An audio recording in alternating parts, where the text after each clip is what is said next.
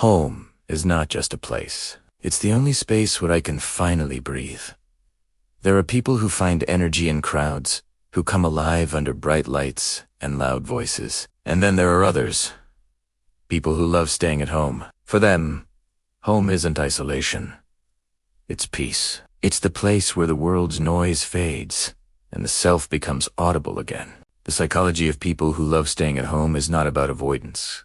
It is about alignment. People who love staying home don't fear life outside. They simply connect more deeply to the calm within. The walls around them aren't barriers.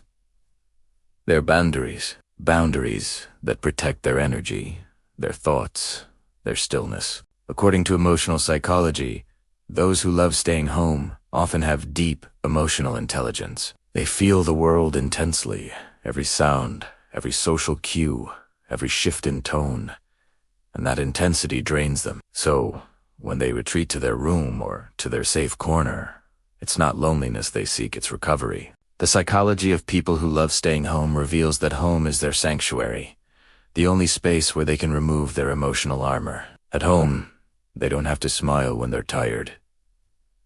They don't have to explain their silence. They don't have to perform. At home, they can simply be. Some call it the comfort zone. But for many, the comfort zone is the healing zone. When the world outside feels chaotic, the quiet rhythm of home becomes therapy. It's where the heart slows down and the mind softens. The psychology of staying at home connects deeply with introversion. Introverts don't dislike people. They simply recharge alone. They gain energy from silence, creativity, and reflection. While others chase stimulation, they chase serenity. A person who loves staying at home might spend hours reading, writing, listening to music, or simply thinking. Not because they're bored, but because peace feels meaningful. They find comfort in predictability, not because they fear change, but because peace gives their thoughts space to breathe. There's something sacred about being in your own company, to eat alone without feeling empty, to watch the rain and not wish for company, to sit in silence and feel safe there. The psychology of people who love staying at home often shows they're not running away from the world.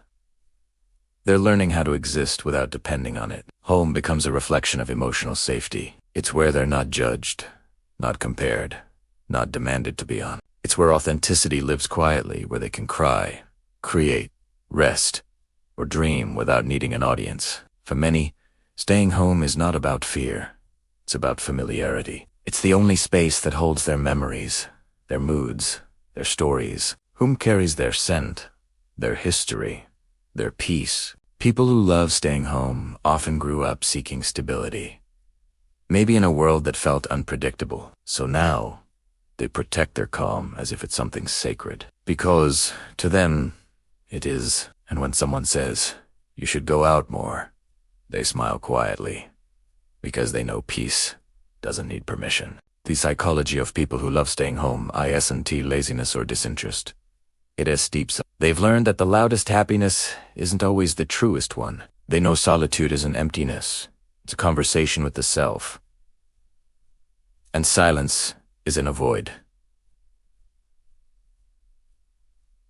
It's a mirror. It reflects who they really are when no one's watching. There's a difference between solitude and isolation. Solitude is chosen. It's freedom. Isolation is forced. It's fear. Those who love staying home live in the space between. They crave quiet, but they still care deeply. They rest, but they still feel everything. The psychology of staying at home teaches us that peace is not found in noise, but in knowing when to step away from it. Home buddies, as the world calls them, are often the people who notice the smallest details, who feel deeply, love quietly, and think endlessly. They have rich inner worlds, worlds that bloom in the silence others avoid. They've learned to sit with themselves without needing distraction. They've mastered the art of being alone without feeling lonely, and that is strength. So if you're someone who loves staying at home, don't feel guilty for it. You're not missing out. You're tuning in. You've understood something that takes many a lifetime to learn. That peace is not found in more, it's found in less. Less noise, less chaos, less pretending. The psychology of people who love staying at home reminds us that calm is not weakness, it is wisdom. Because sometimes choosing peace over people is the most powerful act of self-love there is. And maybe you're not hiding from the world. Maybe you're just healing in your own. Home is where I meet myself without masks, without noise, without needing to be anything but me.